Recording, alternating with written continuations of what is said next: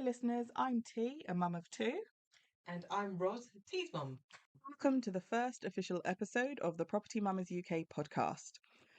This and the next will be covering our journeys in property so far. To begin, Mum's going to be talking about the start of her journey into property. Hi, I'm Roz. My beginnings were quite humble. I grew up in a council estate where employment was quite low, and those who were working were in low paying jobs. I didn't know anybody at this point whose family owned property. So, when did property come into the equation for you then? I don't think it was any one thing that caused me to start thinking about investing in property. I ended up renting a ground floor flat privately from a friend, and the seed was basically sown then when I realised how much nicer my quality of life could be when I was able to make my own choice about where I was living and the type of property I was living in. The area I was privately renting in was a really up and coming area, really nice part of London, and it was a nice flat, ground floor flat with a bay window. It was beautiful, pricey, but it was lovely. But what happened is there was a leak in the top floor flat, which damaged the flat that I was in, and so the landlord was saying, "Okay, well, I can't really charge you for staying here because there's problems with the leak and what have you."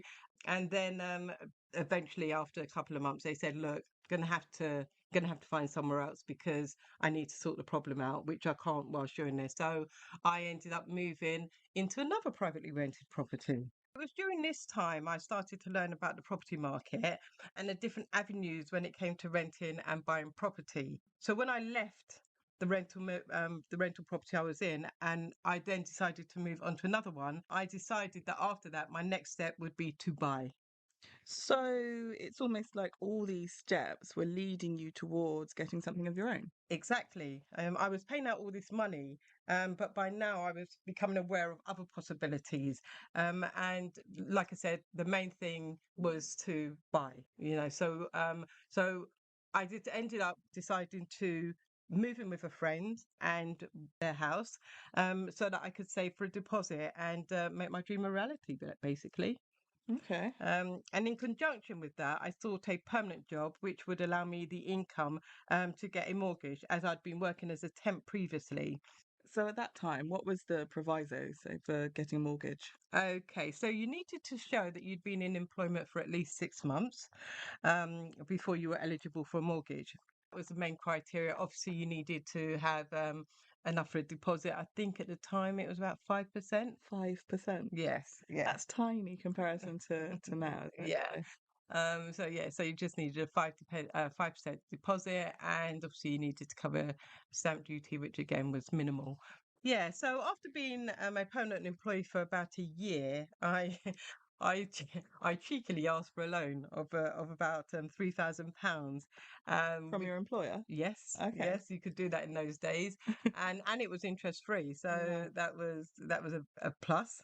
And as house prices were starting to rise, I didn't want to miss out on the chance of getting on the property ladder. So that was, my main, like I said, my main thing was to buy. And, if my employer was going to give me the money towards that, then I was happy to go for it. Right. So you had £3,000, was it? Um, Along with obviously what you'd saved. Was that enough to get on the property ladder? Um, well, yeah, because altogether I had about 5,000. So I had the 3,000 plus some savings, which was a lot in those days. This was back in 2000 or 2001. And like I said, the deposit required was only 5%. Mm. Stamp duty on the property that I ended up getting was actually only about 730, rather than the thousands of pounds Yeah. that it is now. And I had access to a mortgage broker through work, and they didn't charge me. So do you think it was mostly luck then, or the economy of the day, or are there other factors that were more important? Okay, so it was partly luck, but the most important thing for me was to get over the fear factor of not knowing what I was doing.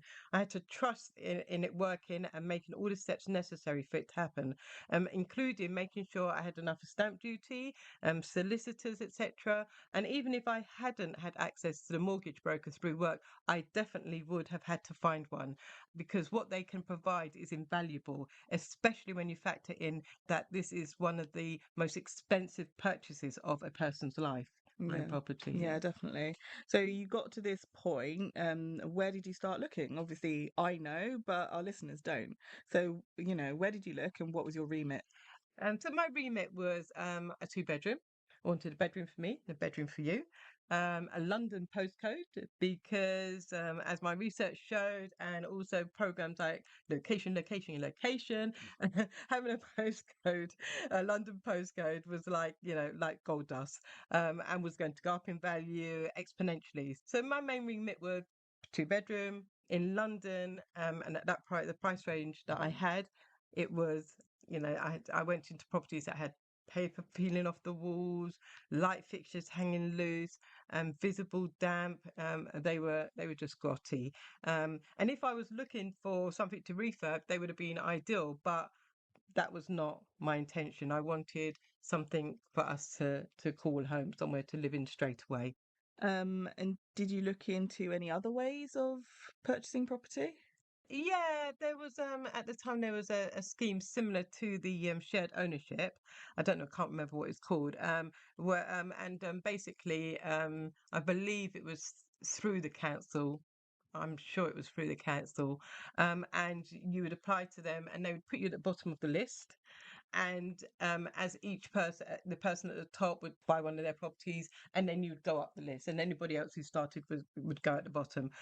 But and one of the things was is that even though you may have been at the bottom of the list or middle, whatever, you could still get a chance to view the properties that they had on offer, because it wasn't always the case that the person at the top of the list was going to take it. They might not fit their criteria.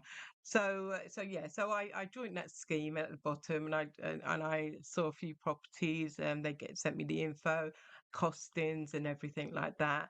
But to be quite honest, when I did the numbers, for me to pay for a mortgage and rent on top was just way out of my price range. It wasn't working. The numbers didn't work for me.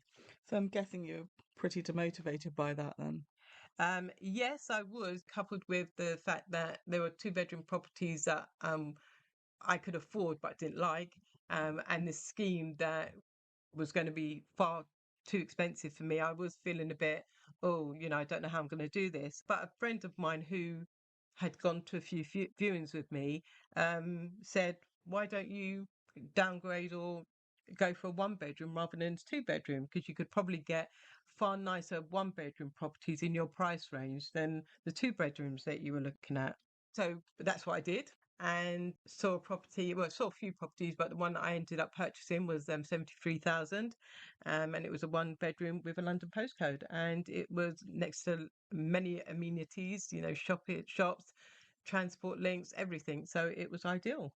So you said 73,000. You'd never get that now, would you? No, not for a one bedroom property in a decent part of London. No, you wouldn't. So let's think about the specifics of this first property then. What kind of mortgage did you have? Okay, so it was a repayment. So for people who don't know, repayment is where you pay part of the interest and part of the actual cost of the property. Yeah, as opposed to just the interest on it. Correct. Yeah. And was that fixed or tracker? It was a 2-year fix, and the interest rate at that time was, I believe, 5.34%. That's slightly higher than, well, it's about the same as what we're having now, isn't it? Yeah, yeah, Sort of like between five and yeah. So it was, yeah, like you say, between sort of roughly in about where we are now with interest rates. But my calculations, it still worked out a lot cheaper than renting. okay. So do you have any tips and tricks for handling a mortgage with a high interest rate then? Well, with the remortgage payment, well, the how I did it is I got the fixed one for 2 years, remortgage for 2 years, and then when it was due to be renewed, I then reduced the number of years and kept the payments at the same amount. So yes, that meant that I was paying the same amount per month, but for less years. And the good thing about it all is that as time went on, interest rates started to drop. Okay. So that meant that every time I went for a new product, I could drop the number of years. And because the interest rate had dropped, by keeping my payments the same, I was knocking off quite a few years each time. Right. Okay, so did you just continue to go for fixed each time you renewed, or? No, I have to say, every time it would run out, or it was time for renewal, I would look at what offers were around. My first was fixed, and possibly my second, but then I went on a tracker, and then I went on a fix. So, but eventually, I ended up on a got a tracker that was 0.5% above. Wow, so most people would consider a tracker pretty risky, wouldn't they? They would, but as I said, the one that I got eventually was 0.5% above the base rate, and you're not tied in, or I wasn't tied into it. So if the interest rate started to rise more than the fixed ones, I could switch. There was no problem with that. But lucky for me, the interest rates kept going down and down and down.